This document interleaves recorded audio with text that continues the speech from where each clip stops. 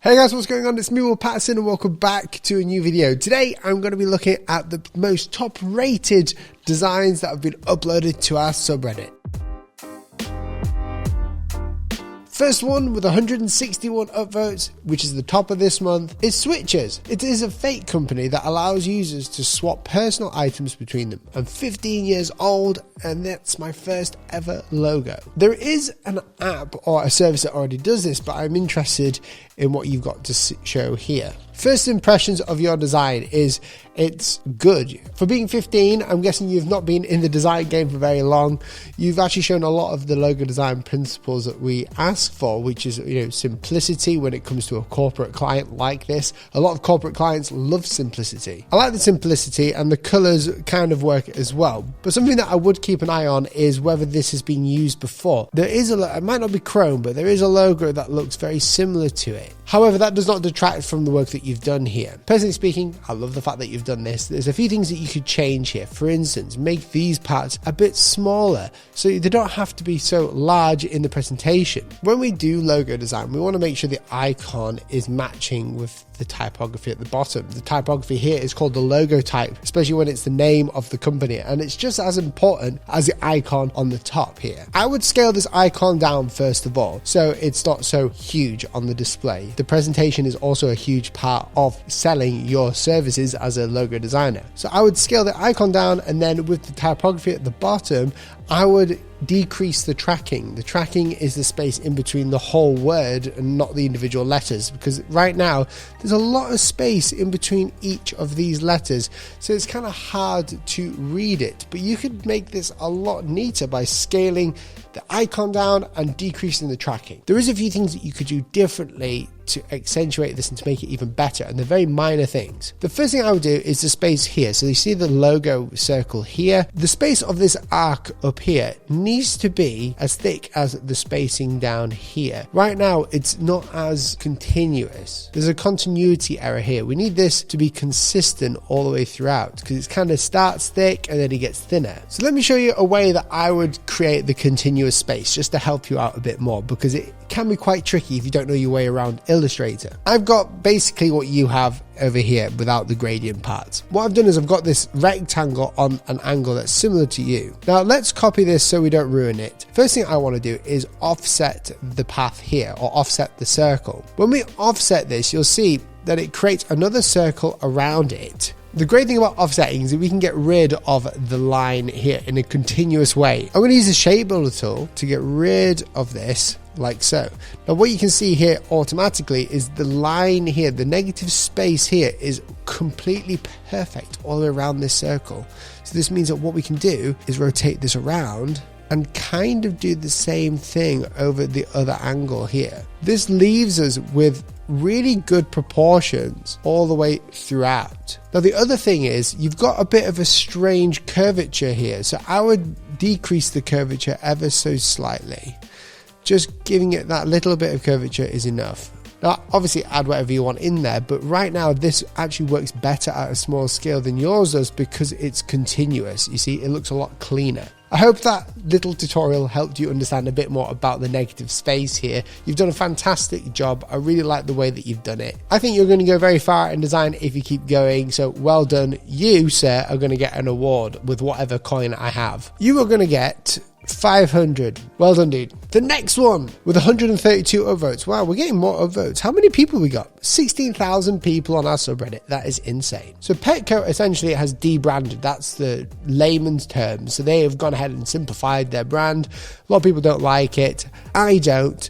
People want it back. So you've done that. You've made it even better. I like your logo here, but I'm going to leave this to the community to decide, because I don't see this logo all the time. It must be a really, really popular one in America. But no, I do like the work. Well done. Before I go into the next one, I just want to thank Squarespace for sponsoring this video, because if you're a logo designer, graphic designer, anyone that's a creative professional, or you aspire to be a creative professional, having your own website that is white labeled, to branded by you, that you can control, is the most important aspect of your marketing approach. Instagram, Facebook, all these websites that you can put your work on, can't just be the only portfolio you have. You have to have a corner of the internet where you can fully control, so you can customize it to the needs that you have, but also to the needs that your customers have, so that you show your brand. Thankfully, Squarespace has thousands of award-winning templates that you can customize completely. So you can start with a template and customize it. You can host your own store. You have your portfolio on there as well. A contact page where clients can come and ask you any questions that they have,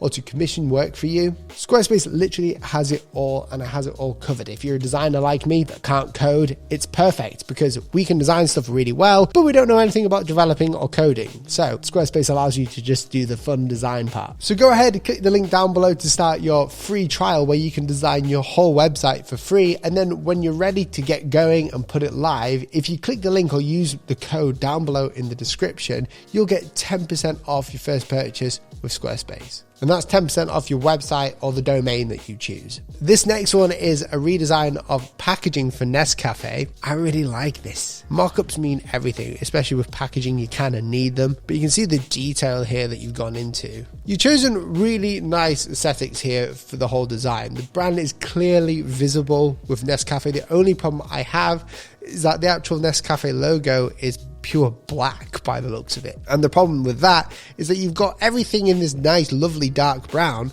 then you've got this garish black on the Nescafe, which doesn't seem to work. So I would change that to a little bit more of a darker brown than just pure black. Looks great though. I can't really fault it in any way. Great design work all the way throughout. You can see the illustration work. I don't know if this is like just done purely by you or you've used templates. Either way, the font choice is great. It gives off that old vibe. I like the ticket down here. It gives the old sort of travel ticket with the Ethiopian landmass there, with a nice illustration to have the visuals there. It gives that visual reminder to the customer. I really like that. Well done. The next one, 88 upvotes. I just got started with logo design and decided to take up a 50-day design challenge. Wow. The challenge was to design a rocket ship logo with the name Axis. How did I do? Okay, I love rocket ships. I love anything space related, so this is right up my street. Okay, first of all, the design, yeah, it looks good. It kind of looks more like a beacon to me though. That's the problem. I do appreciate the simplicity that you've gone into here though. Logo design is one of those things where you can be so simple that it affects the way that the design is portrayed. It just doesn't look correct anymore. And because you've chosen rockets in the background in this image, you can see the flames at the bottom of this one. I like the A for Axis being here, like this is an A. And I like the way that you've gridded it, but I guess it doesn't look too much of a rocket to me. It looks more like one of those, I don't know, beacons that we light for the Olympics, or it looks like one of those fire beacons that the Queen had on her Jubilee. Let's see what you guys think. People really like it. Really cool for someone who just started. I mean, if you have just started, then that's amazing. Well done. I just didn't get the connection between Axis and Rocket. Yeah, so you don't have to correlate the name with the brand every time. It can just have like one point of reference to it. So don't feel like you have to correlate it, as you've said here. For a beginner, you've done a really good job. So well done, dude. I'm actually going to try and give you an award as well. I'm going to give you the Love Heart Award, the Heartwarming Award, because that is heartwarming. Someone's posted here, Will Paterson, this logo is nice, but there's too much going on. What? Who wrote that? Why has it got so many upvotes? Orange Co. To be fair, there is quite a lot going on in this design. You've got some anchor point problems here. I could say that, but I apologize. In fairness, this one could be simplified down to a circle. Also, the tight weight is not working with the logo. Will knows what he's talking about, but well, yeah, thank you.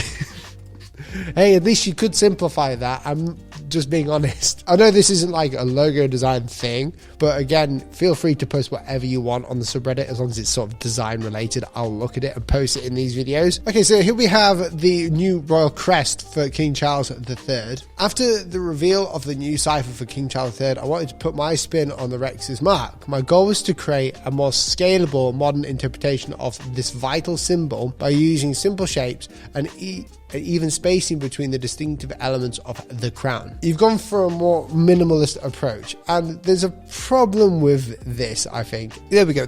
If you go to royal.uk, you can understand a bit more about the sort of crest or the coats of arms there. It's to identify the monarch. I think I prefer the original one here. It's supposed to be in line with tradition. This is the kind of hard thing, right? When it comes to a design like this, where it's like complicated, you know, you've got the really cool and nice monogram, which I think they created 10 of these. They actually designed 10, and King Charles chose this one as what he wanted. You know, he's got a good eye for this design. I like this one more than this simply because it falls more in line with tradition. It's more illustrative and there's no real need to make it simpler. College of Arms, here we go. So this website, which I'll link in the description below, will explain it a little bit. And you can see here, they've actually designed it in a way like you did. You see, King Charles III, they've done what you've done, but this is the Scottish version. But again, here it explains more about the crown and why you've got to kind of be careful, because it was known as sometimes the Tudor crown. And in the Scottish version, obviously because Scotland's a different country, but it's part of the United Kingdom, it has a slightly different crown. And that is why we have a unicorn as well on our passports. If you didn't know, we have a unicorn. It's great. If you want to know more about it, let me know. It's quite interesting. There's a lot to talk about and it's hard for me to formulate it. Obviously, you've tried it and you've done a good job with simplifying it down, especially creating a Cypher app icon. Never thought I would see that before. No, good job. Nice one, dude. Guys, thank you so much for watching this Reddit. It was a bit different this time. Obviously, post whatever you want on there as long as it's design related. You can post memes, post your work. I will critique them. I would just go down from the top, the most upvoted thing every week. Thanks for watching this video, guys, and I'll see you in the next one. Subscribe if you enjoyed it.